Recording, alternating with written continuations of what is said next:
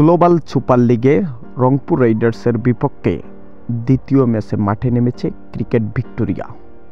152 রানের টার্গেটে রংপুর রাইডার্স থেমে গেল 141 রানে। মাত্র 10 রানের ব্যবধানে প্রথম ম্যাচের মতোই হার পেল রংপুর রাইডার্স। এদিকে আবার কোচের মাথায় হাত।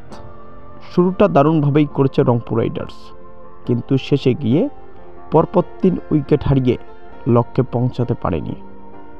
স্টিভেন টেইলর ও সৌম্য সরকারের 28 বলে 51 রানের জুটি, যেটাতে ভালোই শুরু করেছিল। 14 বলে 26 রান করে প্যাভিলিয়নে ফেরেন স্টিভেন টেইলর।